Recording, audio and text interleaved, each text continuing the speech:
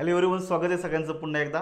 तर मित्रांनो, आपण आपल्या ज्या PYQ बॅच आहेत त्याचबरोबर इतरही जे बॅचेस आहेत त्यामध्ये आपण जे PYQ घेतलेले तर त्या PYQला मी थोडं रिवाईज करतोय पुन्हा एकदा. अगदी अपडेटेड जे राज्यसेवा आणि गट ब 2024 मध्ये झालेले एक्झाम्स आहेत यांचे सुद्धा पेपर या ठिकाणी आपण समाविष्ट करूया, जेणेकरून आजपर्यंतच्या प्रत्येक पेपरमध्ये आलेले जे काही व्होकॅब्युलरी आहे त्या ठिकाणी मी तुम्हाला प्रोव्हाइड करण्याचा प्रयत्न करतो. एवढं छान पद्धतीनं करा, शक्यतो तुमचा प्रॉब्लेम या ठिकाणी राहणार नाही, सॉल्व्ह होईल. ते स्टेप बाय स्टेप आपल्याला जायचे. आता क्वेश्चन्स ऑन ईडीएम हा जो टॉपिक आहे ह्या टॉपिकवर आपल्याजवळ तब्बल 230 प्रश्न आहेत. थोडे ना तिकडे किती प्रश्न आहेत? 230 प्रश्न आहेत. त्यामुळे सगळेच्या सगळे एका लेक्चरमध्ये तर होणार नाही. तर आपल्या सोयीसाठी आपण काय करतो या ठिकाणी मी तुम्हाला पार्ट 1, पार्ट 2, पार्ट 3, पार्ट 4 ह्या पद्धतीनं काही सिरीज करतो. छान पद्धतीने समजून घ्या, कंटाळा येणार नाही याची मी पूर्ण काळजी या ठिकाणी तुमची घेणार आहे. तर स्टेप बाय स्टेप आपण PYQला सुरुवात करूया. समजून घ्या की लेटेस्टपासून ओल्डपर्यंत ईडीएम या घटकावर प्रश्न कसे विचारलेले आहेत, कोणकोणत्या ईडीएम्सवर प्रश्न विचारले आणि त्यांचे अर्थ काय आहेत हे छान पद्धतीनं सगळं आपल्याला समजून घ्यायचं आहे. स्टेप बाय स्टेप जाऊया. सगळ्यात जो शेवटी झालेली एक्झाम आहे राज्यसेवा मुख्य परीक्षा 2024 याच्यामध्ये काही ईडीएम्स विचारल्या होत्या त्या समजून घ्या या ठिकाणी. बघा, पहिल्यापासून सुरुवात करूया. आता तुम्हाला मी काय केलेलं आहे का तुम्हाला मायक्रो नोट्स या ठिकाणी अवेलेबल करून दिलेले आहे तर त्याच्यामध्ये राज्यसेवा मुख्य परीक्षा 2024 राज्य गट ब मुख्य परीक्षा 2024 सुद्धा पेपरचा समावेश आहे. ठीक आहे, त्यामुळे हे पूर्णपणे अपडेटेड या ठिकाणी आपण या ठिकाणी करतोय आणि मायक्रो नोट्स दिलेले आहेत. त्यामुळे कदाचित आता काय होणार आहे की तुम्हाला ज्या नोट्स बी दिलेले आहेत पीडीएफच्या स्वरूपात बऱ्याच विद्यार्थ्यांनी ऑलरेडी झेरॉक्स सुद्धा काढलेले आहे. तर हे जे नंबर्स आहेत तर ते नंबर त्या झेरॉक्समध्ये दिसणार नाहीत. ठीक आहे, तुम्ही झेरॉक्स उचकून ठेवा, तुम्हाला सिक्वेन्स बी तोच घेतलेला आहे. परंतु जे लेटेस्ट प्रश्न जे आता एक्झाममध्ये आलेले आहेत ते कदाचित तुमच्या नोट्समध्ये नसतील, म्हणजे त्या PDF मध्ये नसणार आहेत. तर त्यासाठी मी जे काही मायक्रो नोट्सचा कंटेंट दिलेला आहे तेवढा इनफ आहे. समजून घ्या. काय विचारले? Identify the correct meaning of the underline part of the following sentence. आता हे इडिओमॅटिक एक्सप्रेशन आहे त्यामुळे त्याचा मिनिंग तुम्हाला करेक्ट शोधायचा आहे. लक्षात ठेवायचं, the president took the moral high ground. राज्यसेवा 2024ला आलेला प्रश्न आहे, मॉरल हाय ग्राउंड. तर मी तुम्हाला इथं बॉक्समध्ये खाली प्रत्येक प्रश्नाच्या खाली बॉक्समध्ये जी ईडीएम आलेली आहे, फ्रेझल वर्ब आलेली आहे, जे तुम्हाला मी मिनिंग दिलेले आहेत हे खास तुम्हाला समजण्यासाठी आहे. तुम्ही व्हिडिओ पॉज करून हे सगळं लिहून ठेवू शकता. बाय द वे मी तुम्हाला ऑलरेडी त्या नोट्सच्या स्वरूपामध्ये ते दिलेलं आहे. त्यामुळे मी परत सांगतो की नका लिहू, परंतु व्यवस्थित समजून घ्या. काय दिलेलं आहे? The president took the moral high ground नावाची ईडीएम आहे. तुम्हाला याचे 4 मिनिंग दिलेले आहेत. तर मित्रांनो, कॉन्टेक्स्चुअली मिनिंग तुम्हाला या ठिकाणी एक्सपेक्टेड आहे. कॉन्टेक्स्चुअल मिनिंग म्हणजेच काय रे? तर तुम्हाला जे वाक्य दिलं जातं त्या वाक्याच्या कॉन्टेक्स्टप्रमाणे त्या ईडीएमचा मिनिंग तुम्हाला माहिती असावा. आणि जनरली तुम्हाला ईडीएमचा जो मिनिंग आहे तो तुम्हाला माहितीच असणं गरजेचं आहे. त्यामुळे या ठिकाणी तुम्हाला आधी एक्झाममध्ये येऊन गेलेले सगळ्या ईडीएम्स त्यांचे मिनिंग छान पद्धतीनं तयार करा, कारण बऱ्याच अंशी रिपीट होण्याची शक्यता असते. आणि आत्तापर्यंत जर तुम्ही PYQतून जर गेला तर तुम्हाला एक गोष्ट जाणवेल की खूप सारा ईडीएम परत परत रिपीट झालेला आहे. त्यामुळे याचा तुम्हाला कुठे ना कुठे बेनिफिट तर होऊनच जाणार आहे. तर काय दिलेले बघायचं, स्टूड ऑन पोडियम. तर जो प्रेसिडेंट आहे तो पोडियमवर उभं राहिला का? तर मॉरल हाय ग्राउंडचा अर्थ हा होत नाहीये. ऑज मॉरली इनकरेक्ट, तर तो इनकरेक्ट पण नाहीये, त्यामुळे हे पण होणार नाहीये. ब्रॉड द मॉरल डाऊन, तर या ठिकाणी नाहीये, कारण मॉरल हाय ग्राउंड नावाचं जो म्हणजे असतो म्हणजे त्यालाच आपण बोललं जातं that person was very honest. तर बेसिकली मॉरल हाय ग्राउंड नावाची ईडीएम आहे आणि तिचा मिनिंग तुम्ही लक्षात ठेवायचं मित्रांनो, a position in which one has moral advantage over other.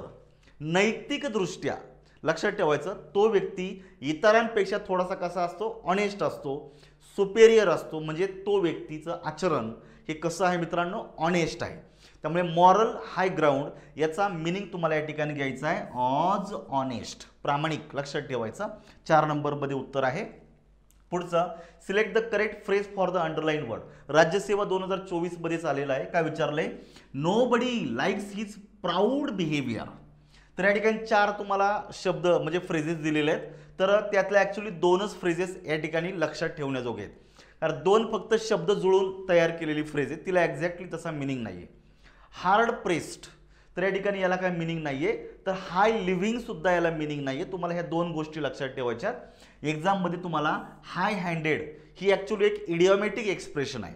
High handed नावाचं इडियोमॅटिक एक्सप्रेशन आहे, त्याला आपण म्हणतो using a power or authority more forcefully than is needed. म्हणजे तुमच्याकडे काही पॉवर आहे, तुमच्याकडे काही ऑथॉरिटी, तुमच्याकडे काही अधिकार आहे, या अधिकारांचा तुम्ही असा वापर करता का तिथं त्याची गरज नाही आहे. म्हणजेच आपण एखाद्यावर जुलूम करतो, अन्याय करतो, ऑप्रेसिव्हली ज्याला आपण बोलतो. हाय हँडेड म्हणजेच काय, एखाद्यावर जुलूम करणे, बरोबर आहे, अत्याचार करणे. तुमच्याकडे जो पॉवर आहे, ताकद आहे, ताकद म्हणजे फिजिकल नाही तर तुमच्याकडे जी काही पॉवर असते, बरोबर आहे की नाही, त्याचा तुम्ही गैरवापर करता, बरोबर आहे. Without thinking about the feeling or wishes of other people, दुसऱ्या व्यक्तीचा अजिबात आपण विचार करत नाहीये, असा ऑप्रेसिव्हली असा अर्थ होतो. तर प्राऊड बिहेवियर म्हणजे एखाद्या व्यक्तीचं जे बिहेवियर आहे हे थोडं घमेंडी आहे. तर घमेंडी असणं आणि एखाद्यावर जुलूम करणे याचा काही संबंध नाही आहे. परंतु ही इडियम याच्या अगोदरही येऊन गेलेली आहे. हाय हँडचा अर्थ होतो it means to oppressively to treat someone, एखाद्याला जुलमानं वागणूक देणं. लक्षात ठेवायचं, ही इडियम इम्पॉर्टंट आहे. भले उत्तरात येत नाही परंतु तुम्हाला माहिती असू द्या. आणि आपलं उत्तर जे जनरल निघतं ते होतं तुमचं हाय अँड मायटी. तर ही इडियोमॅटिक एक्सप्रेशन आहे high and mighty. It means behaving as though one is more important than the others. आपण अशा प्रकारे बिहेव करतो का आपण इतरांपेक्षा जास्त महत्त्वाचे आहोत. म्हणजे त्या ठिकाणी आपल्यातला जो घमेंडीपणा आहे तो या ठिकाणी रिव्हेल होत असतो.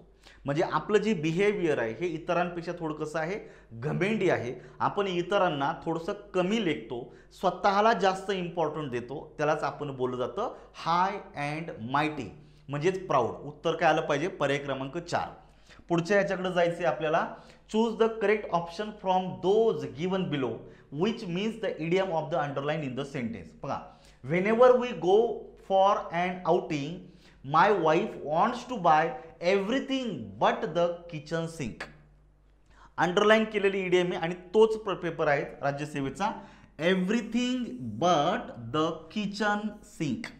नोटीस करा, ही इडियोमॅटिक एक्सप्रेशन आहे, इडियम आहे, everything but the kitchen sink. It means almost everything one can think of. आपल्याला जे आठवतं, आपण ज्याचा विचार करू शकतो ती प्रत्येक गोष्ट, असा याचा मिनिंग होतोय. काय होतो, everything but the kitchen sink. म्हणजे जेव्हा आपण कुठेतरी बाहेर जातो तर आपल्या व्यक्तीला किंवा आपल्याला बऱ्याच वेळा प्रत्येक गोष्ट घ्यावीशी वाटते, प्रत्येक गोष्टीचा आपण विचार करत असतो. त्यामुळे द एव्हरीथिंग ज्याला आपण म्हणतो but the kitchen sink, it means almost everything one can think of. आपण ज्याचा विचार करू शकतो अशी प्रत्येक गोष्ट. 1 नंबरमध्ये उत्तर निघतं. त्यामुळं ह्या इडियम नाहीत, हे मिनिंग आहेत आणि हे मिनिंग चुकीचे आहेत. बरोबर आहे, तुम्ही वाचून बघा. एव्हरीथिंग दॅट इज युजलेस, तर तो युजलेस नाही. बरोबर आहे का, आपण ज्या गोष्टीचा विचार करतो की जी गोष्ट आपल्याला पाहिजे, आवश्यक आहे, तर ती युजलेसचं नसणार आहे, लक्षात ठेवायची. त्यामुळे येत नाहीये. Everything that is useful for kitchen only. तर जनरली मित्रांनो जे इडियम्स असतात त्या इडियम्समध्ये कधी कधी प्राण्यांची नावं असतात, कधी कधी व्यक्तींची नावं असतात, कधी कधी काही वस्तूंची नावं असतात, कधी कधी एखाद्या प्लेसचं नाव असतं. तर नोटीस करा, ह्या प्लेसच्या नावाचं, व्यक्तीच्या नावाचं, प्राण्यांच्या नावाचं या ठिकाणी इडियमशी असा थेट संबंध नसतो. बरोबर आहे की नाही. काही त्याला एक हिस्टॉरिकल बॅकग्राऊंड असं, हिस्टॉरिकल नाही, त्याला काहीतरी एक जुनं बॅकग्राऊंड आहे, त्याच्यावर ते इडियम तयार झालेले असतात. सो इथे एक्झॅक्टली किचनशी काही घेणं देणं नाही आहे, समजून घ्या. त्यामुळे किचन नकोच आहे हा शब्द. एव्हरीथिंग दॅट इज डेकोरेटेड, तर डेकोरेशन वगैरे काय या ठिकाणी गरज नाही. आपल्याला उत्तर 1 नंबरमध्ये निघलेलं आहे, लक्षात ठेवायचं. पुढचा प्रश्न आहे आता कंबाईन बी 2024चा, जे लेटेस्ट ज्या एक्झाम झालेल्या आहेत 2025 मध्ये, त्यातली ही एक एक्झाम आहे. तर एवढ्या 2च एक्झाम आत्ता झालेल्या आहेत ह्या 25 याच्यामध्ये. आणि 2024 मध्ये तर परीक्षाच झालेल्या नाही आहेत, कारण ह्या ज्या परीक्षा आहेत ह्या 2025 मध्ये झाल्यात, पण ह्या परीक्षा 2024च्या आहेत. ठीक आहे, कारण 25च्या पेपर आहेत हे आता नोव्हेंबरला सुरू होतात, म्हणजे एंडला. ठीक आहे, त्यामुळे या गोष्टी समजून घ्या. Choose the correct word for idiomatic phrase out of question. ते खूप इम्पॉर्टंट इडियम आहे, आउट ऑफ क्वेश्चन. तर आउट ऑफ क्वेश्चन ज्याला आपण म्हणतो इम्प्रॅक्टिकेबल ऑर इम्पॉसिबल, का जे घडणं शक्य नाही, जे व्यवहारामध्ये आणणं शक्य नाही, असं ज्याला आपण म्हणतो इम्प्रॅक्टिकेबल किंवा इम्पॉसिबल टू डू. बरोबर आहे का. मग उत्तर काय आहे तुमचं, इम्पॉसिबल उत्तर येतं. त्यामुळे आउटसाइड, इझी, मॅनरलेस हे अदर वर्ड्स आहेत, काही संबंध नाही याचा, पाठ न करू. तर out of question it means something impossible, उत्तर लक्षात ठेवायचं. पुढचं दिलेलं आहे choose the idiom that means to achieve success without any obstacle or difficulties. आपण काहीतरी यश संपादन करता, लक्षात ठेवायचं, आपण काहीतरी यश संपादन करायचं, पण यश संपादन करताना आपल्याला कुठल्याही प्रकारचे ऑब्स्टॅकल्स म्हणजे अडथळे येणार नाहीत किंवा कुठल्याही प्रकारची समस्या न येता आपण ते यश संपादन करतो, बरोबर आहे की नाही? मग असं काहीतरी, बरोबर आहे का? म्हणजे to achieve something without any obstacle or difficulties, तर ही मिनिंग आहे, ही इडियम नाही आहे. तर या अर्थाची इडियम तुम्हाला पर्यायापैकी शोधायच्यात. मग एका प्रश्नामध्ये तुम्हाला 4 इडियम दिलेले आहेत आणि नोटीस करा मित्रांनो, हे 4ही इडियम्स इम्पॉर्टंट आहेत, त्यामुळे चौघांचेही मिनिंग माहीत पाहिजे तुम्हाला, ठीक आहे? आता भले यातली एकच इडियम उत्तरामध्ये येणार आहे, नो प्रॉब्लेम, ते उत्तरात तुम्हाला कन्फर्म कळेल, पण जे बाकीचे जे 3 इडियम्स आहेत त्यांचे मिनिंग तुम्हाला पाठ असणं गरजेचं आहे, कारण पुढे एखादी परीक्षा येईल त्याच्यामध्ये याच्यातला एखाद्या इडियमवर प्रश्न विचारला जाईल. त्यामुळे आपण ज्यावेळेस इडियम पाहणार आहे, व्होकॅब्युलरी पाहणार आहे, तर 4ही पर्यायांमध्ये आलेले शब्द आणि त्यांचे मिनिंग आपल्याला माहिती असणं गरजेचं आहे. सो या ठिकाणी टू अचीव सक्सेस, काहीतरी यश संपादन करणे without any obstacle or difficulty, कुठल्याही प्रकारचा ऑब्स्टॅकल किंवा डिफिकल्टी नाही येतात. मग या ठिकाणी बघायचं, have an axe to grind नावाची इडियम आहे. आता हे उत्तरामध्ये येतं का? तर बिलकुल नाही, पण ही इडियम महत्त्वाची आहे. To have an axe to grind it means to have a selfish motive. एखादी गोष्ट, एखादी कार्य करताना त्याच्यामध्ये आपला काहीतरी उद्देश असतो, सेल्फिश हेतू असतो, याला बोललं जातं have an axe to ice, बरोबर आहे का? सॉरी, ग्राइंड, ज्याला आपण सेल्फिश मोटिव्ह असं म्हणतो, उद्देश असा म्हणतो काहीतरी. दुसरं दिलेलं आहे स्मूथ सेलिंग, तर हे तुमचं उत्तर आहे. स्मूथ सेलिंग लक्षात ठेवा, जसं आपण जहाजावरून असं प्रवास करत आहे पाण्यामधून आणि कुठल्याही प्रकारचे अडथळे नाहीत, आपलं जहाज जणू काय असं स्मूथ चाललेलं आहे, व्यवस्थित चाललेलं आहे, कुठल्याही प्रकारचे ऑब्स्टॅकल्स मध्ये नाही. Just like this, smooth selling म्हणजेच काय? विदाऊट एनी ऑब्स्टॅकल वी कुड प्रोग्रेस, आपण प्रगती करू शकतो, डेव्हलपमेंट करू शकतो आणि हे करत असताना आपल्या मार्गामध्ये कोणतेही अडथळे येत नाही, याला बोललं जातं स्मूथ सेलिंग, लक्षात ठेवायचं. तर पुढे दिलेले ड्रॉप द बॉल नावाची इडियम आहे, तर ही इडियम भले उत्तरात नाही पण महत्त्वाची मित्रांनो. ड्रॉप द बॉल, आता स्मूथ सेलिंग हे आपल्या उत्तरामध्ये आलेलं आहे, पण बाकीच्यांचे मिनिंग लक्षात ठेवायचं. Drop the ball it means to make a mistake, काहीतरी चूक करणे. ड्रॉप द बॉल म्हणजेच काय? आपल्याकडनं काहीतरी चूक घडून येणे किंवा चूक करणे, असा याचा मिनिंग निघतो आहे. आणि barking up the wrong tree नावाची चौथी महत्त्वाची इडियम आहे. Barking up the wrong tree it means trying to do something in a way that will not work. एखादं कार्य तुम्ही करण्याचा प्रयत्न करता, तुम्ही निश्चित मेहनत घेता, परंतु त्यातून पुढे काही असं फ्रुटफुल काही घडत नाही, बरोबर आहे की नाही? म्हणजे आपण थोडक्यात काय म्हणतो, आपण एखादी गोष्ट करण्यासाठी निरर्थक प्रयत्न करताय. काय करताय? निरर्थक प्रयत्न करतात. प्रयत्न करत नाही का? तर असं काही नाही, आपण निश्चित प्रयत्न करतो, परंतु त्या प्रयत्नांमधून आपल्याला पुढे काहीतरी अपेक्षित रिझल्ट मिळत नाहीये. It means we do something meaninglessly, लक्षात ठेवायचं, त्यालाच बोललं जातं barking up the wrong tree. आलं लक्षात? हे इडियमॅटिक एक्सप्रेशन्स आहेत, त्यातलं 2 नंबरचं हे तुमचं एक्झॅक्ट उत्तर आहे. पण ह्या उरलेल्या ज्या 3ही इडियम आहेत ह्या एक्झामच्या दृष्टीनं अत्यंत महत्त्वाचे, याचे मिनिंग तुम्हाला माहिती असणं गरजेचं आहे, हे लक्षात ठेवायचं. पुढे दिलेलं आहे, choose the correct meaning of the underline phrase from the given sentence. Combined B 2024 मधलाच पेपर आहे. काय विचारले बघायचं, he refused my request point blank. तर पॉइंट ब्लँक लक्षात ठेवायचं, ही रिपीट झालेली इडियम आहे. आता मी तुम्हाला इथं काही शब्द लिहितो, आर म्हणजे रिपीट झालेलं असेल आणि एन म्हणजे न्यू, म्हणजे तुमच्या लक्षात येईल की किती रिपीटेशन आहे. तर ही ॲक्च्युली रिपीट झालेलं आहे. पॉइंट ब्लँक, तर पॉइंट ब्लँक नावाची इडियम आहे मित्रांनो. याचा आपण थोडक्यात म्हणतो डायरेक्टली. काय म्हणतो याचं उत्तर आहे तुमचं डायरेक्टली. लक्षात ठेवायचं, डायरेक्टली म्हणजेच काय? Saying something very clearly. तुमच्या मनामध्ये जे काय आहे ते अगदी स्पष्टपणे तुम्ही बोलताय. लक्षात ठेवायचं, in a very few words, अगदी थोडक्यामध्ये तुमच्या मनामध्ये जे आहे ते तुम्ही स्पष्टपणे बोलून टाकता, म्हणजे डायरेक्टली बोलता. Without trying to polite or pleasant, म्हणजे दुसऱ्याला नम्रपणा दाखवत नाहीये वगैरे, बरोबर आहे की नाही? बऱ्याच वेळा आपण इतके पोलाइट असतो की आपण कधी कधी सत्य बोलायला सुद्धा घाबरतो, बरोबर आहे की नाही? पण जेव्हा तुम्ही पॉइंट ब्लँक अशी इडियमचा मिनिंग घेता त्यावेळेला मनामध्ये काहीच ठेवायचं नाही, पोलाइटनेस नको, जे तुमच्या मनात आहे ते स्पष्टपणे बोलायचं, डायरेक्ट बोलायचं, थेट बोलायचं. त्याचा काय परिणाम होईल त्याचा विचार नाही करायचा, ठीक आहे? त्यामुळे डायरेक्टली ह्या त्याचा मिनिंग आला पाहिजे आणि ही इडियम रिपीट झालेली आहे. पुढचा दिलेला आहे, find out the correct meaning of the underline idiom in the given sentence. बघा, it is unfortunate that India has mostly been at loggerheads with all her neighbours. इथं तुम्हाला ॲक्च्युली ॲट लॉगरहेड्स या इडियमला underline केलेले आहे, विथ सुद्धा त्याच्यासोबत घ्यायचं आहे. यांनी अंडरलाईन एवढीच दिलेली आहे, पण ॲट लॉगरहेड्स विथ एवढे इडियम आहे. तर या इडियमचा मिनिंग दिलेला आहे. ॲट लॉगरहेड्स विथ ही ऑलरेडी रिपीट झालेली इडियम आहे, लक्षात ठेवायचं. काय झालेली आहे? रिपीट झालेली इडियम आहे. 2024च्या गट ब चा पेपर आहे. तर काय विचारले? To be on good term, तर काही संबंध नाहीये. टू इन्व्हाइट, काही संबंध नाहीये. डुईंग बिझनेस ओनली, काही नाही. म्हणजे पहिले जे 3 आहेत ते नॉनसेन्स आहेत. उत्तर आलं पाहिजे पर्याय क्रमांक 4 मध्ये, disagree or quarrelling with. At loggerheads with ही इडियम आहे आणि हिचा मिनिंग होतो in a violent dispute or disagreement or to be in conflict. जसं भारत आणि पाकिस्तान ह्या 2 देशांमध्ये छोट्या मोठ्या अनेक मुद्द्यांना धरून एक डिस्प्यूट आहे, भांडण आहे. बरोबर आहे की नाही? मग इथं तुमचं भांडण असणं, लॉगरहेड्स विथ म्हणजे त्याच्याबरोबर भांडण असलं. भारत आहे आणि चीन आहे, चीन बरोबर सुद्धा काही मुद्द्यांवरून आपल्यामध्ये वाद आहे, कॉन्फ्लिक्ट असणं. डिसॲग्रीमेंटमध्ये असणं, डिसॲग्रीमेंट म्हणजेच काय? मतभेद असणं एखाद्या मुद्द्याला धरून, याला बोललं जातं at loggerheads with someone or something. तर या ठिकाणी तुमचं उत्तर आलं पाहिजे पर्याय क्रमांक 4. पुढचं दिलेलं आहे, complete the following idiomatic expression with the correct option. Combined B 2023चाच पेपर आहे. Well that is fine kettle of dot dot.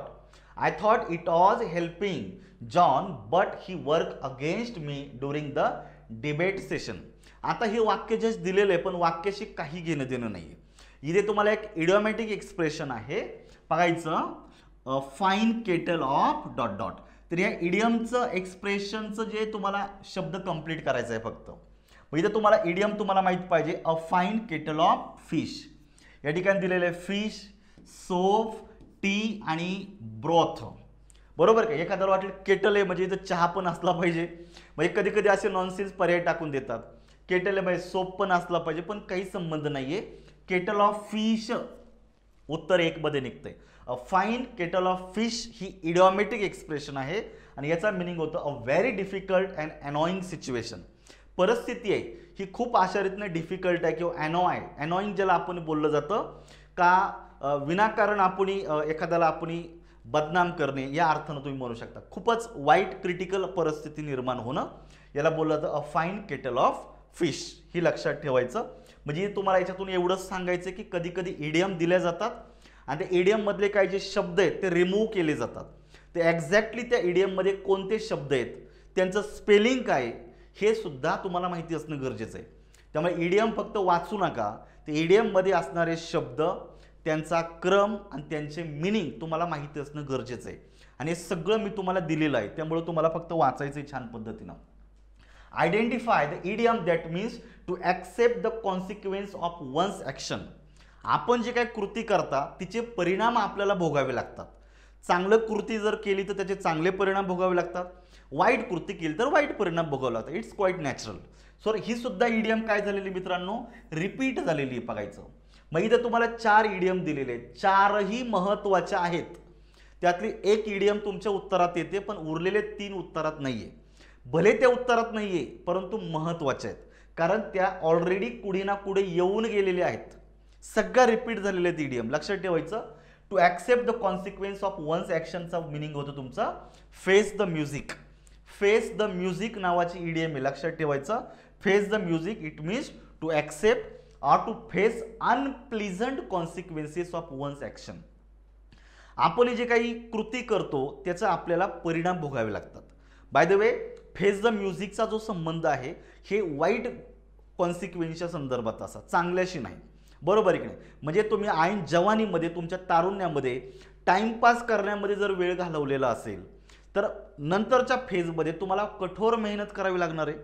बरोबर आहे की नाही? मग आत्ता जो टायमिंग आहे तारुण्यामधला एक चांगला वेळ असतो. जसं तुमचं एज्युकेशन चालू आहे किंवा नुकतंच एज्युकेशन संपलेलं आहे आणि तुमचं अजून लग्न वगैरे व्हायचं आहे, तर इन बिटवीनचा जो 4-5 वर्षांचा जो काही कालावधी आहे, या कालावधीमध्ये जर तुम्ही चांगली मेहनत घेतली, चांगला जॉब ॲक्वायर जर केला किंवा तुम्ही एखाद्या बिझनेसमध्ये जर चांगली प्रगती जर केली तर लॉंग टर्मला तुम्हाला तुमचं लाईफ खूप आनंदाने शांततेमध्ये जातं. परंतु एक चांगला टायमिंग जर तुम्ही टाइमपासमध्ये घालवला, टवाळकी करण्यात घालवला, मित्रांमध्ये जर नको त्या गोष्टींमध्ये तुम्ही जर वेळ स्पेंड केला, तर नंतरच्या काळामध्ये तुम्हाला खूप कठोर मेहनत शेवटपर्यंत करावी लागणार आहे. ठीक आहे. To accept the consequence of one's action it means to face the music. लक्षात ठेवायचं उत्तर येतं 3 नंबरमध्ये. मग बाकीच्या इडियमचा मिनिंग तुम्हाला माहिती करून घ्यायचा. त्यातली पहिली दिलेली आहे कट कॉर्नर. कट कॉर्नर्स नावाची इडियम आहे.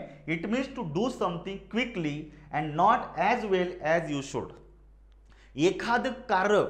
एखादं कार्य अगदी शॉर्टकटमध्ये करायचं. बरोबर आहे का? तुमच्या मनामध्ये जी त्या कार्याविषयीची भावना आहे, कार्य करण्याविषयीची जी काही कन्सेप्ट आहे, तर तसं न करता शॉर्टकटमध्ये कार्य करायचं. आणि याच्यामुळे काय होतं, शॉर्टकटमध्ये एखादी गोष्टी केल्यामुळं तिच्या क्वालिटीवर परिणाम होतो. क्वालिटी छान पद्धतीनं होत नाही. तुम्ही वेळ वाचवता, तुमचा पैसा वाचवता, परंतु क्वालिटी प्रॉपर डिलिव्हर्ड होत नाही. कट कॉर्नर, शॉर्टकट मार्गाने तुम्ही काही गोष्टी करता. समथिंग क्विकली, थोडक्यात पटकनी करायचं. बरोबर आहे का? अशा प्रकारे नाही का जसं तुम्ही करणं अपेक्षित आहे. पुढचं दिलेलं आहे take the bull by the horns. Idiom महत्वाची आहे, रिपीट झालेली आहे.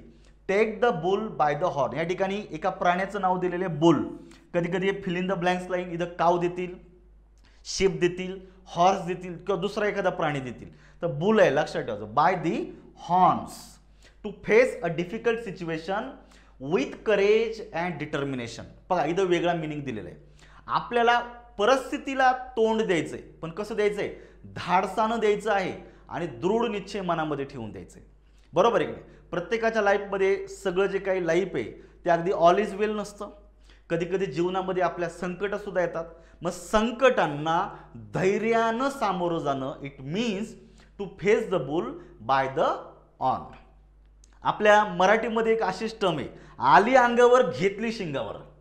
बरोबर का? आली अंगावर, इथं आली अंगावर म्हणजे कोणी दुसरं कोणी येणार नाही, तर वाईट परिस्थिती, एखादी समस्या तुमच्या अंगावर आलेली आहे, म्हणजे तुमच्यावर उद्भवलेली आहे. घेतली शिंगावर म्हणजेच काय? तुम्ही धाडसानं तिला फेस केलेले, सामोरं गेलेले. ठीक आहे. याला बोललं जातं या ठिकाणी take the bull by the horn. ही वेगळी इडियम आहे. आणि go the extra mile. Go the extra mile नावाची इडियम आहे. To make more effort than is expected for you. हे जनरली बिझनेस सक्सेसमधलं एक महत्त्वाचा मंत्र आहे. ज्या इन्स्टिट्यूटमध्ये तुम्ही काम करता, ज्या कंपनीमध्ये काम करता, तर त्या ठिकाणी तुम्ही जेवढं काम करणं अपेक्षित आहे त्यापेक्षा थोडंसं जास्त करा. जेणेकरून काय होतं, त्या ओनरचा, मालकाचा तुमच्याप्रती असणारा विश्वास वाढतो. तसंच आहे go the extra mile it means to make more efforts. एखादी गोष्ट करण्यासाठी तुम्ही अधिक एफर्ट्स घेता. का जेवढं तुम्ही करणं गरजेचं आहे त्यापेक्षा अधिक प्रयत्न करणं, अधिक एफर्ट्स घेणं, असा अर्थ होतो गो द एक्स्ट्रा माईल. म्हणजे अधिक कार्य करणं, अधिक परिश्रम करणं, अधिक प्रयत्न करणं. ठीक आहे. ह्या चारही इडियम महत्त्वाचे आहेत. त्यातलं 3 नंबरचं उत्तर आहे. पुढचं दिलेलं आहे choose the idiom that means to reveal a secret or confidential information. खूप इम्पॉर्टंट आहे आणि विशेष म्हणजे मित्रांनो रिपीट झालेली इडियम आहे. आता बघा ॲज इट इज प्रश्न रिपीट नाही झालेला, पण ह्या इडियम रिपीट झालेले आहेत. रिव्हेल अ सिक्रेट म्हणजे गुपित उघड करणं. काय करणं? गुपित उघड करणं. ब्रेक द आईस काही संबंध नाही. बाईट द बुलेट काही संबंध नाहीये. Hit the nail on the head काही संबंध नाही. याचं उत्तर येतं let the cat out of the bag. He repeat झालेली इडियम आहे, लक्षात ठेवायचं. ब्रेक द आईट रिपीट झालेली आहे.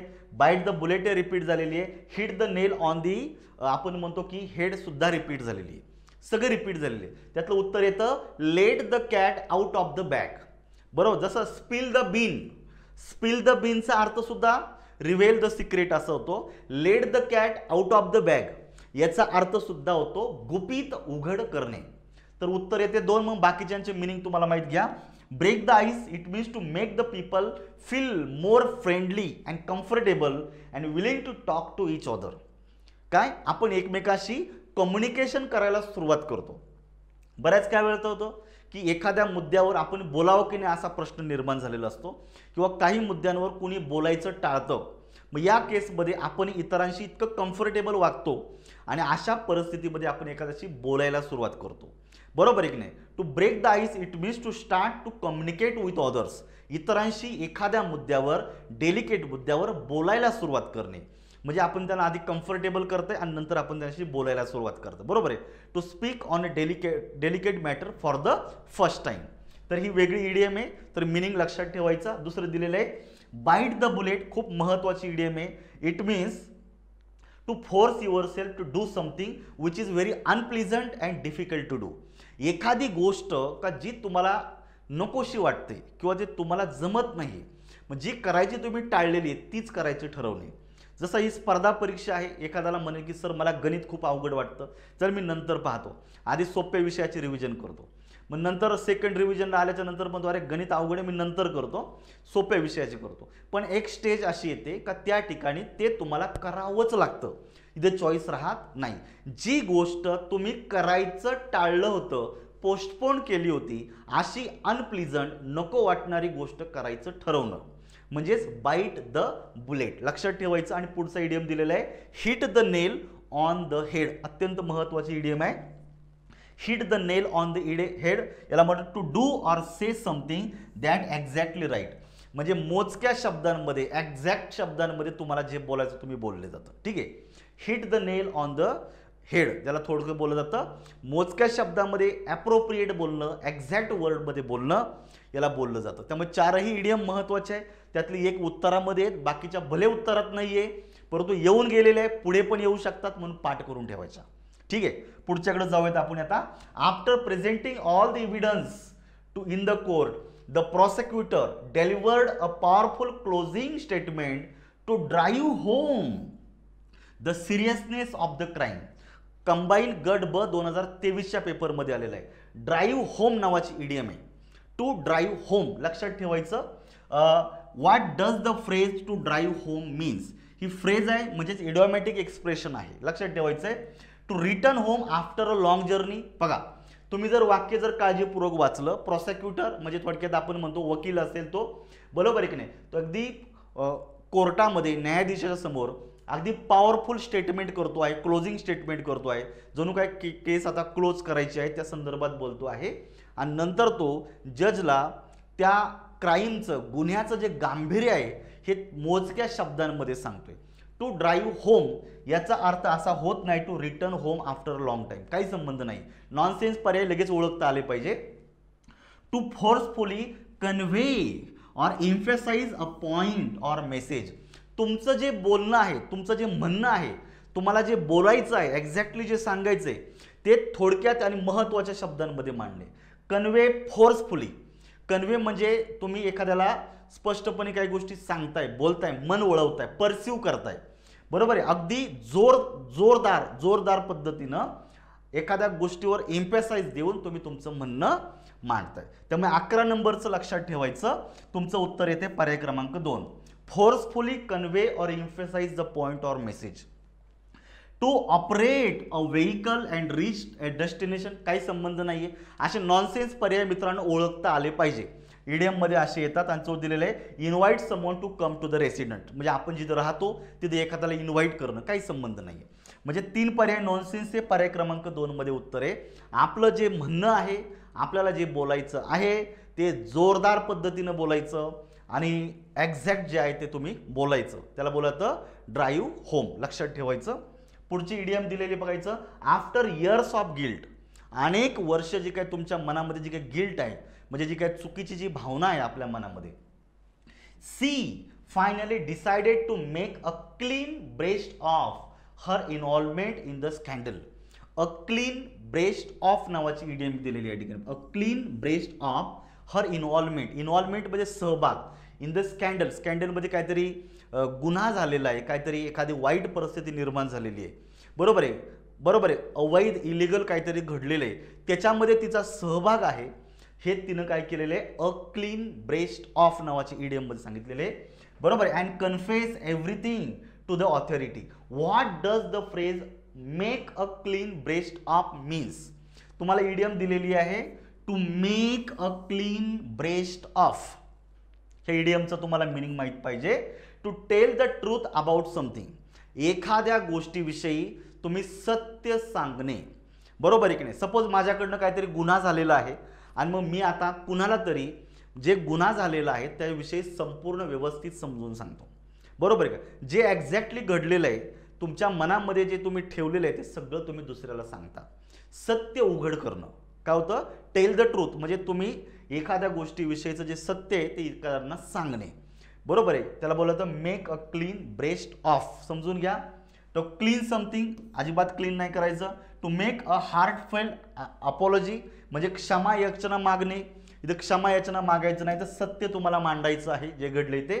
To reveal or confess something, confess करणं. लक्षात ठेवायचं याचा अर्थ काय होतो तुमचा? पर्याय क्रमांक 2. रिव्हेल करणं, उघड करणं किंवा कन्फेस म्हणजे कबुली देणं. बरोबर आहे का? तुम्ही एखाद्या गोष्टीमध्ये सहभागी होता, एखाद्या कृतीमध्ये सहभागी होता आणि त्याची तुम्हाला सल निर्माण झालेली, तुम्हाला दुःख निर्माण झालेलं आहे, गिल्ट, तुम्हाला त्याचा पश्चाताप होतोय आणि एक दिवस तुम्ही त्याच्याविषयी इतरांना सगळं सत्य सांगता.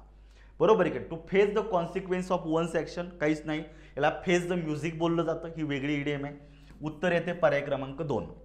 पुढचे दिलेले आहे चूज द करेक्ट इडियम विचारलेले आहे. The president was dot dot and lived beyond his tenure. Tenure म्हणजे त्याचा कालावधी. बरोबर आहे. म्हणजे प्रत्येक प्रेसिडेंटला 5 वर्षांचा कालावधी दिला जातो. 5 वर्षाच्या नंतर तो परत एकदा निवडणूक लढवू शकतो आणि परत पुढची 5 वर्षाची टेन्युअर त्याला मिळू शकते. इथं काय दिलेलं आहे? The president was dot dot. President कसा होता आणि तो राहिलेला आहे, जिवंत राहिलेला आहे. बियॉन्ड हिज टेन्युअर म्हणजे त्यांचा जो काही प्रेसिडेन्शियलचा जो काही कालावधी आहे तो संपल्याच्या नंतरही ते जिवंत राहिले. म्हणजे त्याच्या अगोदरपासून ते कसे होते? फिट होते थोडक्यात. बरोबर आहे. मग इथं उत्तर येतं तुमचं हाल अँड हार्टी. हाल अँड हार्टी नावाची इडियम आहे. Healthy and strong. एखादा व्यक्ती हेल्दी असतो, स्ट्रॉंग असतो आणि म्हणूनच तो दीर्घकाळ राहतो, जिवंत राहतो. बरोबर आहे की नाही? उत्तर आलं पाहिजे हाल अँड हार्टी. मग क्वाईट अ कॅच नावाची इडियम आहे. ही उत्तरात नाही आहे परंतु महत्त्वाची. Quite catch it means a person who is consider very desirable. बरोबर आहे. एखादा व्यक्ती का जो तुला डिझायरेबल वाटतो, योग्य वाटतो. इथं योग्य वाटणं वगैरे काही संबंध नाही, फक्त माहिती असू इडियम तुम्हाला. टॉकिंग बाय द डझन नावाची इडियम आहे आणि रिपीट झालेली आहे. टॉकिंग बाय द डझन लक्षात ठेवायचं.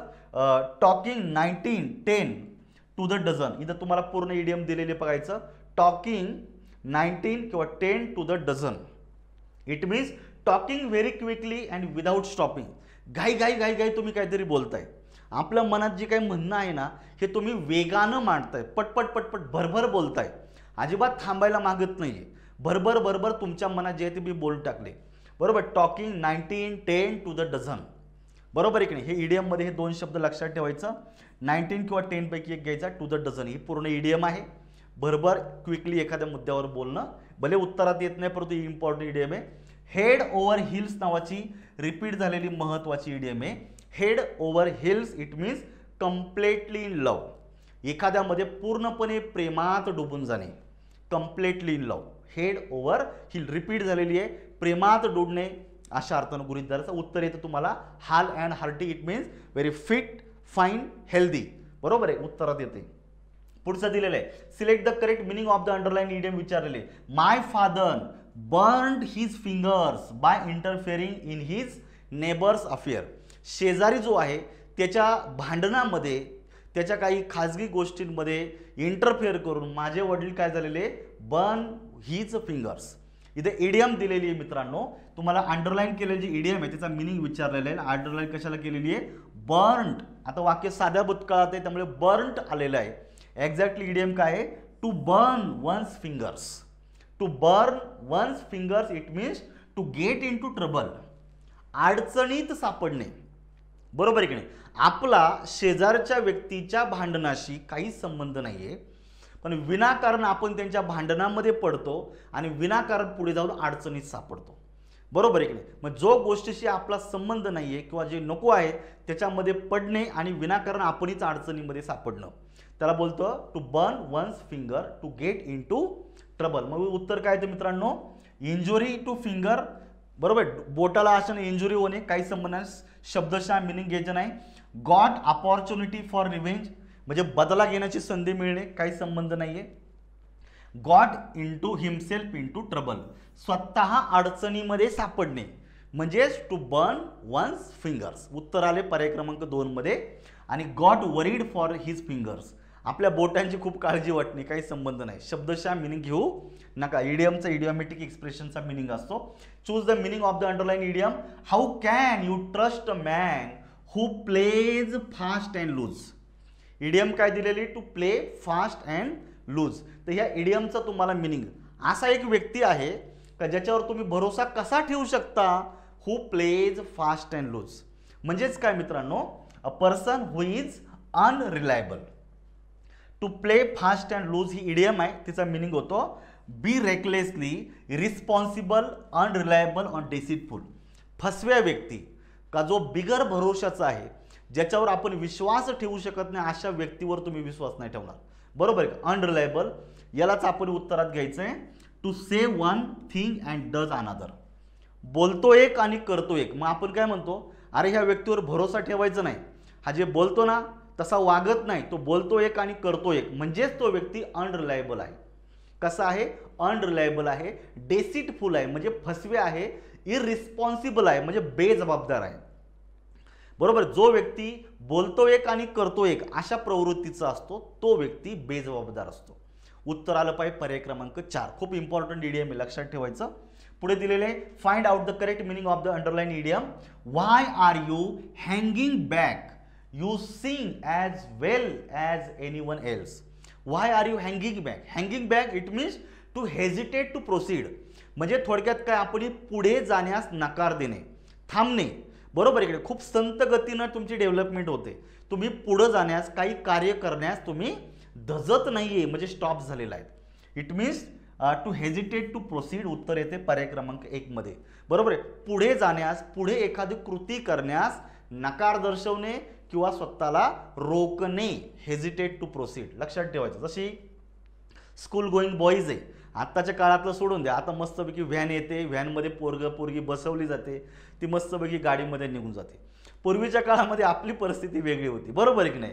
आई वडील किंवा भाऊ बहीण कोणतरी आपल्या हात एका धरते आणि दुसऱ्या हातामध्ये निबार जाम काठी असते आणि असं त्या काठीच्या धाकाने आपण शाळेत चाललेलो असतो. आपण स्कूलमध्ये जाण्यास नाखुश असतो. बरोबर का? वडील पुढे ना आपण मागं, आपण एक हात मागं ओढतो, वडील पुढे वाढतात मागं, म्हणजे आपण पुढे जाण्यास काय करतोय? स्कूलमध्ये जाण्यास नकार दर्शवतोय. हेजिटेट टू प्रोसीड या अर्थाने घेऊ शकता. हँगिंग बॅक मागे सरणे. बरोबर आहे की एखादं कार्य करण्याचं टाळणे. Select the idiom of the meaning. काय दिलेले? To try to achieve something that is difficult or unlikely.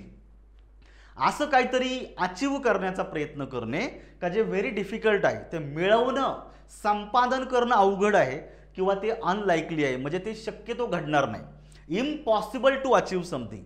एखादं अशक्य प्राय अशी काहीतरी गोष्ट मिळविण्याचा प्रयत्न करणं, हे तुम्हाला विचारलेलं आहे. ॲक्च्युली हा आहे तुमचा मिनिंग. हा काय आहे? मिनिंग आहे. आणि ह्या मिनिंगचा तुम्हाला काय विचारलेलं आहे? इडियम विचारलेली. इथे तुम्हाला 4 इडियम दिलेले आहेत आणि विशेष म्हणजे ह्या रिपीट झालेल्या इडियम्स आहेत. कशा झालेल्या आहेत? रिपीट झालेल्या. बघायचं. Turn over a new leaf हे उत्तर आहे का? तर बिलकुल नाही. तुम्हाला मी प्रथम तर उत्तर सांगतो, मग तुमच्या लक्षात येईल. रीच फॉर द स्टार्स हे तुमचं उत्तर आलं पाहिजे.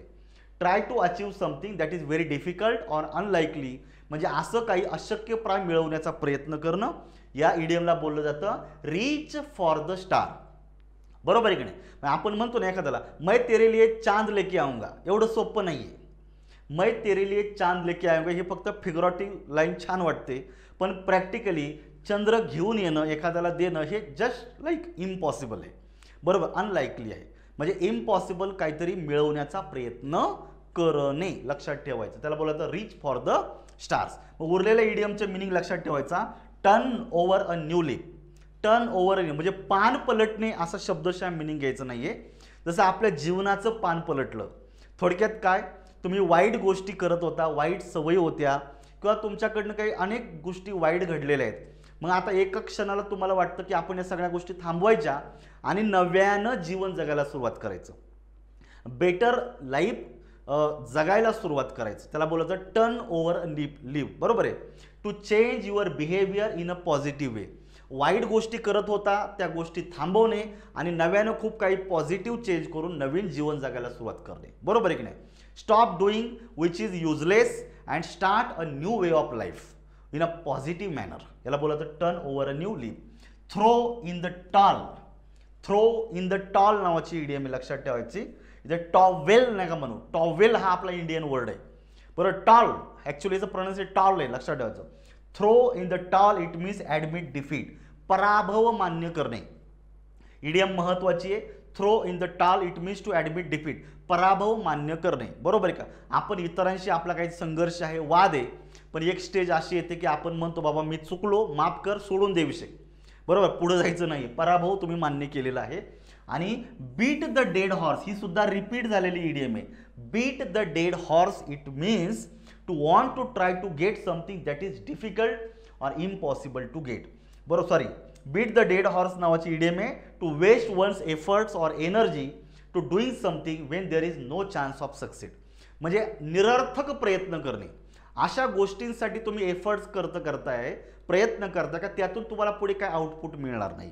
निरर्थक प्रयत्न करणे it means to beat the dead horse. हे चारही इडियम महत्वाचे आहे. त्यातली रीच फॉर द स्टार 4 नंबरचं तुमचं उत्तर आहे, लक्षात ठेवायचं. पुढची इडियम बघायचं. Find out the correct meaning of the underline idiom. Combines ही 2023 मध्ये आलेली आहे. Unless a poet is in his element he cannot write a good poetry. In his element, जोपर्यंत पोएट त्याच्या एका विशिष्ट मूडमध्ये येत नाही, बरोबर आहे की नाही, तोपर्यंत तो चांगल्या प्रकारची कविता लिहू शकत नाही. In his element it means in the right mood.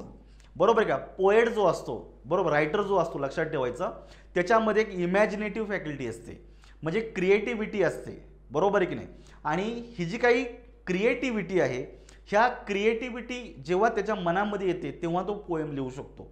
म्हणजे तुम्ही एखाद्याला बोलला हा टॉपिक आहे आणि एखाद्या कविता लिही, लगेच घेतली कागद पेन आणि लगेच लिहायला लागला, इट इज नॉट पॉसिबल. तसा मूड क्रिएट व्हायला पाहिजे, तशी परिस्थिती निर्माण व्हायला पाहिजे, तशी इमॅजिनेटिव्ह त्याला कल्पना सुचायला पाहिजे. जेव्हा कवीला कल्पना सुचतात तेव्हाच तो कवी छान पद्धतीनं कविता लिहू शकतो.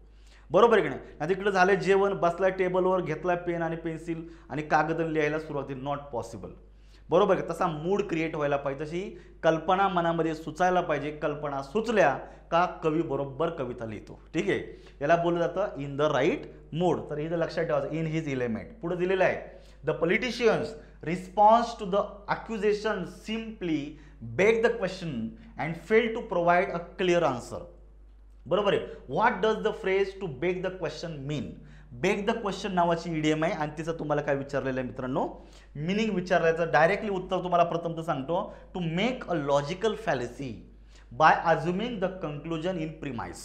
बरोबर आहे का. बऱ्याच वेळा पत्रकार लोक असतात, एखादा मंत्री असतो किंवा एखादा आमदार आहे, खासदार आहे किंवा एखाद्या पार्टीचा मोठा नेता आहे आणि त्या नेत्याला असे खोचक प्रश्न विचारतात का त्या प्रश्नाचं उत्तर भले याला माहिती असेलही परंतु पब्लिक पुढं अशा प्रश्नांची उत्तरं देता येत नाहीत. बरोबर आहे की नाही. मग या पद्धतीनं असे प्रश्न विचारले जातात. मग या ठिकाणी काय केलं जातं, तो व्यक्ती थोडा काउंटर प्रश्न विचारतो, टोलाटोलवीची उत्तर देतो आणि पुढे निघून जातो, किंवा त्याला आपण त्या प्रश्नाला फाटा फोडतो, दुसराच काहीतरी प्रतिप्रश्न विचारतो, दुसराच काहीतरी एखाद्या मुद्द्यावर बोलतो आणि त्या मूळ प्रश्नावर बोलण्याचा तो टाळतो. त्याला मला बेग द क्वेश्चन. लक्षात ठेवायचं. To make a logical fallacy by assuming the conclusion in premise. काहीतरी बोलून मोकळा व्हायचं. बरोबर आहे की नाही. का जे एक्झॅक्टली नाही, परंतु आता समोरून प्रश्न विचारतं, काहीतरी बोललं पाहिजे पण एक्झॅक्ट ते सांगत नाही, हे लक्षात ठेवायचं. इथं उत्तर येतं 3. पुढे दिलेलं आहे. आता हा फॉर्मॅट वेगळा दिसतोय कारण ही एक्झाम ऑनलाईन झाली होती. डिपार्टमेंटल ASO 2023 ही एक्झाम ऑनलाईन झाली होती, त्यामुळे हिचा फॉर्मॅट असा दिसतोय, लक्षात ठेवायचा. तिचा प्रश्न दिलेला आहे. Once he came back to work productivity improve in leaps and bounds. Leaps and bounds नावाची इडियम आहे. It means with rapid progress. With rapid progress, खूप रॅपिडली, वेगानं. लक्षात ठेवायचं. उत्तर येतं पर्याय क्रमांक 1. Once he came back to work. बरोबर. एकदा का तो पुन्हा एकदा कामावर आला, प्रोडक्टिव्हिटी इम्प्रूव्ह होणार आहे, म्हणजे जी काही कार्यक्षमता आहे ती इम्प्रूव्ह होणार आहे. कशी होणार आहे, रॅपिडली, वेगानं. Lips and bounds it means rapidly, वेगानं एखादी कृती होणे, डेव्हलपमेंट होणे, प्रगती होणे. उत्तर येतं 1. त्यामुळे निश्चित हे बाकीचे काही संबंध नाही आहेत, उत्तर 1 मध्ये निघलेलं आहे. Choose the nearest meaning of the underline idiom. समजून घ्या काय दिलेले पाहायचं. Keep the news under your hat. ही रिपीट झालेली इडियम आहे. Under your hat it means to secret. एखादी गोष्ट गुपित ठेवणे, म्हणजे रिव्हेल नाही करायचं, जसं आपण मगाशी पाहिलं ना, let the cat out of the bag, गुपित उघड करणे. सेम इडियम आहे स्पिल द बीन.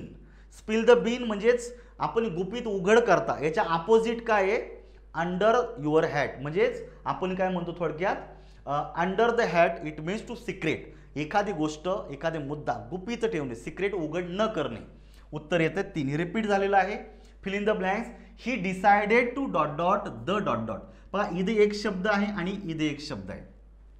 2 शब्द जोडायचे तुम्हाला द ह्या आर्टिकलने. बरोबर आहे का? मग आता तुम्ही पाहून घ्या. सिंक डॉट डॉट द आलेलं आहे. हॅचेट, बरी, सॉर्ड, बरी, हॅचेट. जेव्हा तुम्ही जर पाहिलं ना, उत्तर तुमचं 4 नंबरमध्ये येतं. ही इडियम वेगळ्या प्रकारे 2-4 वेळा रिपीट झालेली मित्रांनो. To bury the hatchet. Bury the hatchet नावाची इडियम आहे. It means to forget the quarrel, to end a quarrel, conflict and become friendly. 2 व्यक्ती आहे, 2 संस्था आहेत, 2 गट आहेत. त्यांच्यामध्ये पहिल्यापासून काही मुद्द्यांना धरून भांडण आहे, तंटा आहे, वादविवाद आहे. पण एक स्टेज अशी येते, ते म्हणतात आपण आपल्यामधले वादविवाद, तंटा सगळा विसरून जायचं आणि पुन्हा एकदा मैत्रीपूर्ण संबंध प्रस्थापित करायचे. म्हणजे forget the quarrel, forget the conflict and be friend again.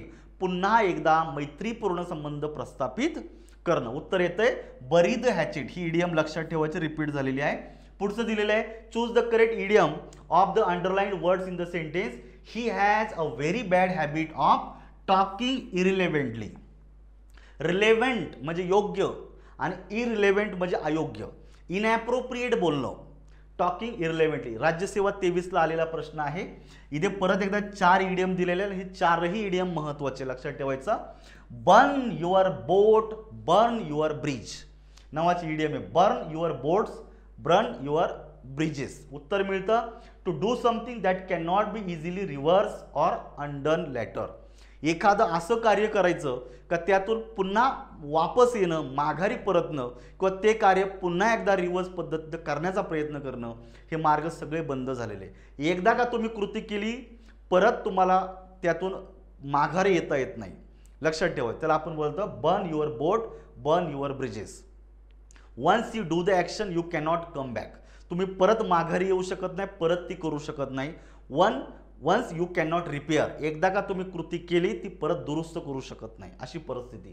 तर संबंध नाही आहे इडियमचा, पण इडियम महत्त्वाची आहे. To burn candle at both ends. बरोबर आहे का? Burn candle at both ends नावाची इडियम आहे. To get very tired by doing something until very late at night. खूप उशिरापर्यंत प्रयत्न करणं, उशिरापर्यंत कार्य करणं. बरोबर आहे. ज्याला आपण म्हणतो ना की खूप थकलेला आहात, तुम्ही खूप कार्य करतात, व्हेरी लेट ॲट नाईट, रात्री उशिरापर्यंत कार्य करणं किंवा तुम्ही काम करताय असं ना, काही संबंध नाहीये.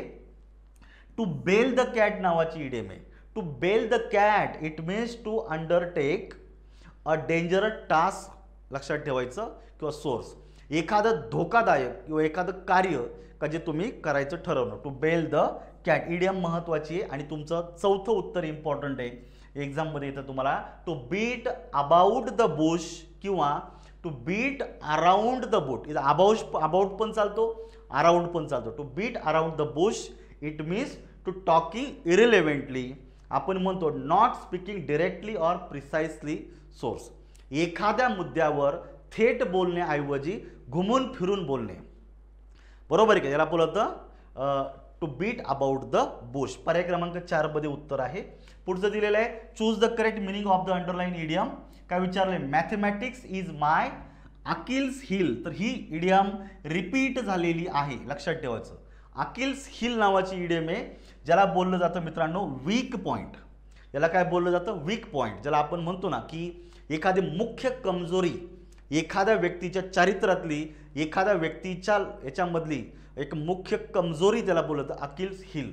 पुढे दिलेले, he had been fiddling the accounts for years. Fiddling the accounts म्हणजे पैशांची अफरातफर करणे.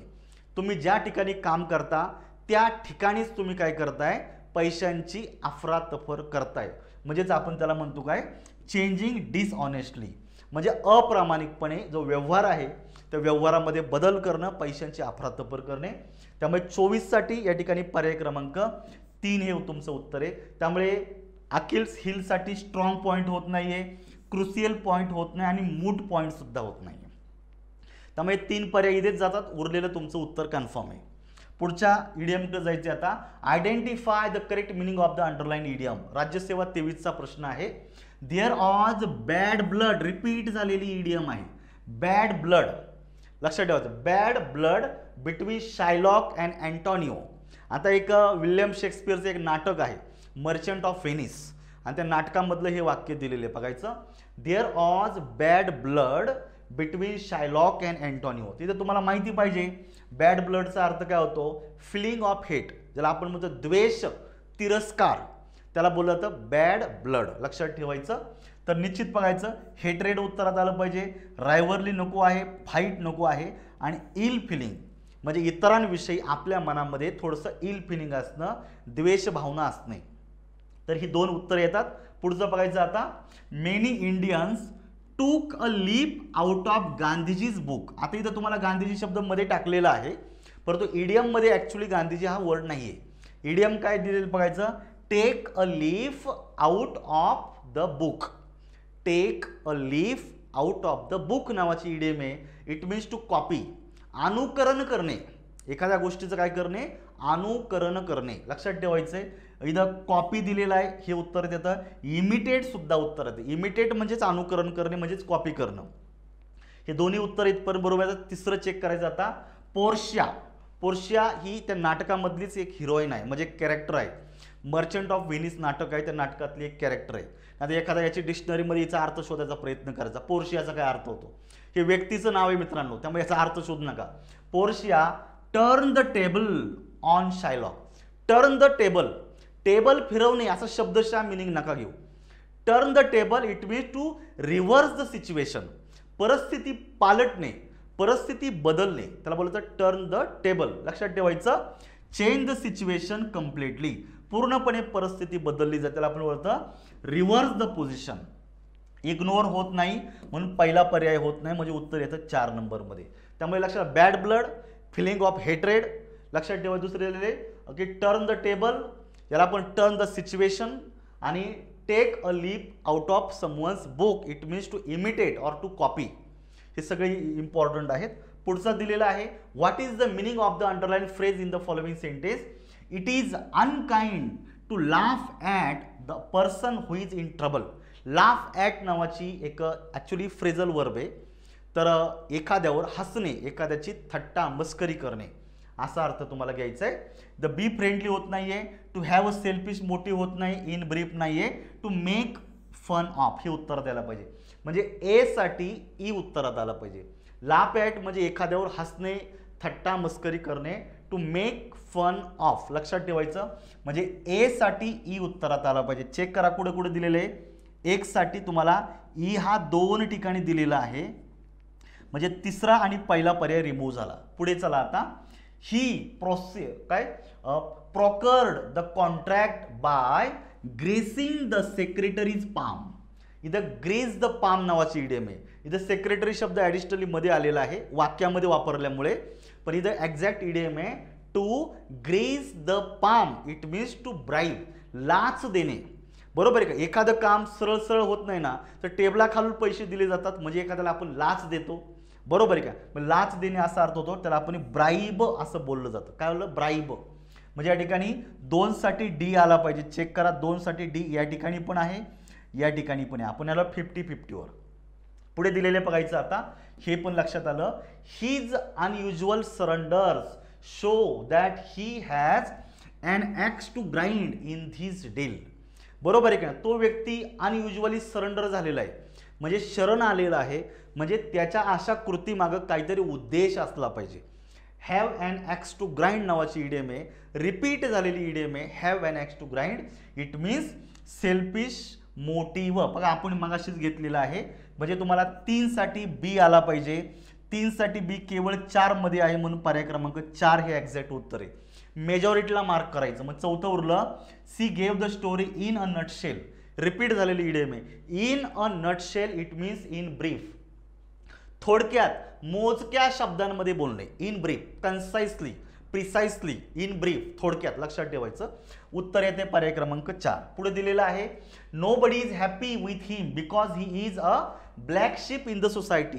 रिपीट झालेली ईडीएम आहे मित्रांनो. Black ship in the society. Black ship ज्याला आपण म्हणतो अ डिसग्रेसफुल पर्सन. आपल्या वाईट कृतीमुळं, वाईट सवयींमुळे आपल्या परिवाराला, फॅमिलीला अडचणीत आणणारा व्यक्ती, थोडक्यात म्हणतो बदमाश. काय म्हणतो आपण? बदमाश. त्याला आपण म्हणतो a man of bad character. Man with black complexion होत नाहीये, पुअर मॅन होत नाहीये, नो इम्पॉर्टंट होत नाही. पर्याय क्रमांक 3 मध्ये उत्तर येते. अप द ऑल नावाची ईडीएम आहे. ट्रान्सलेटर ज्याला आपण म्हणतो ना की ट्रान्सलेटरचा पेपर झालेला आहे, ज्याला आपण म्हणतो भाषांतर करणारा व्यक्ती, बरोबर आहे की नाही? भाषांतर झालेला पेपर आहे. तर ट्रान्सलेटर 2022चा पेपर आहे हा. ही ऑनलाईन एक्झाम झाली होती. पहिली एक्झाम MPSCनं ऑनलाईन घेतलेली आहे. त्यांना कळलं की खूप प्रॉब्लेम आहे. नंतर त्यांनी कळलं की बस आपण आपलं ऑफलाईन परत जिंदाबाद. आणि नंतर परत एकदा ते ऑफलाईनकडे आलेले आहेत. काय दिलेले बघायचं. अप द ऑल नावाची ईडीएम आहे. Up the all it means very crazy or angry, बरोबर आहे की नाही? Very crazy or angry, furious and crazy असं उत्तर येतंय. पुढचं give the meaning of the idiom speak and span. Repeat झालेली इडियम आहे. काय? स्पीक अँड स्पॅन नावाची इडियम आहे. व्हेरी क्लीन अँड व्हेरी नीट, बरोबर आहे का? स्पीक अँड स्पॅन म्हणजे व्हेरी नीट अँड ट्रिम म्हणजेच क्लीन, हे लक्षात ठेवायचं. पुढचं दिलेलं आहे which one of the following words given in the options in the correct दिलेले आहे. मिनिंग विचारलेले आहे. He will steer clear the criticism of his opponents. He will steer clear. Steer clear नावाची ईडीएम आहे. Steer clear it means avoid someone or something that seems unpleasant, damage or likely to cause problem. ज्या व्यक्तीपासून आपल्याला problem आहे ना, त्या व्यक्तीला भेटणं, त्याशी बोलणं टाळायचं. स्टिअर क्लिअर म्हणजेच काय? टू अवॉइड समवन, बरोबर आहे का? ज्याला आपण एखाद्याला भेटणं, एखाद्याशी बोलणं, प्रश्नांची उत्तर दिलं टाळायचं, ज्याच्यापासून आपल्याला प्रॉब्लेम क्रिएट होणार. Steer clear it means to avoid. पर्याय क्रमांक 4 मध्ये उत्तर येते. पुढचं बघायचं आता. Give the meaning of the phrase to cast a slur on नावाची इडियम आहे. To cast a slur on it means to blame someone. एखाद्याला दोष देणं. उत्तर काय येतंय? ब्लेम. त्यामुळे बाकीचे उत्तरात येणार नाही. ब्लेम देणं म्हणजे दोष देणं. कास्ट अ स्लर ऑन लक्षात ठेवायचं. पुढे तुम्हाला मॅचिंग पेअरसाठी आलेले आणि या 4ही इडियम इम्पॉर्टंट लक्षात ठेवायचं. स्टेनोग्राफर ज्याला आपण लघुलेखक म्हणतो, स्टेनोग्राफर 2022चा झालेली ही सेकंड एक्झाम आहे, त्याच्या आयोगाने ऑनलाईन घेतली होती. ठीक आहे. इथं तुम्हाला 4 इडियम दिलेले आहेत, त्याचे 4 मिनिंग एकमेकाला मॅच करायचे. चेक करा. At the drop of a hat ही रिपीट झालेली इडियम आहे. At the drop of a hat नावाची इडियम आहे, ज्याला बोललं जातं विदाऊट डिले. कुठल्याही प्रकारचा विलंब न लावता एखादी कृती करणं. काय? विलंब न लावता, वेळ न दवडता. म्हणजे ए साठी 3 कुठे आहे? ए साठी 3 हा 2 ठिकाणी दिलेला आहे. म्हणजे पहिला आणि चौथा पर्याय रिमूव्ह झाला. पुढे बघा आता काय दिलेलं आहे. I will eat my hat नावाची इडियम आहे. ही नवीन आलेली ह्या वेळेला 2022 मध्ये, याच्या आधी आली नव्हती. I will eat my hat ही as it is important idiom आहे. Extremely unlikely to happen. Extremely unlikely to happen म्हणजे एखादी अशी गोष्ट का जी घडणं शक्य वाटत नव्हतं, अशी गोष्ट घडणं, त्याला बोललं जातं अनलाइकली टू हॅपन. इथं समोरासमोर जोडी दिलेली आहे, त्यामुळे 2 हा केवळ या ठिकाणी दिलेला आहे. इथं उत्तर तुमचं 32चं कन्फर्म होतं पर्याय क्रमांक 2 नंबरमध्ये. कारण आपण मेजॉरिटीला मार्क करतो. मग उरलेले बघायचं. Talk through one's hat. Talk through one's hat नावाची इडियम आहे. It means to talk nonsense. Nonsense काहीतरी बोलणं, इथे मॅच होते. आणि pass the buck it means to pass the responsibility, transfer the responsibility. आपल्याकडचे जे अधिकार आहे, जबाबदारी आहे, ही इतरांवर सोपवणे. Pass the buck it means to transfer the responsibility. उत्तर पर्याय क्रमांक 2 मध्ये येते. हे 4ही इडियम इम्पॉर्टंट आहे, लक्षात ठेवायचं. Choose the best meaning of the underline word दिलेले. He was like a bull in a china shop at the party. A bull in a china shop नावाची इडियम आहे. ही कैक वेळा रिपीट झालेली आहे मित्रांनो, लक्षात ठेवायचं. Very careless in the way that one move or behave.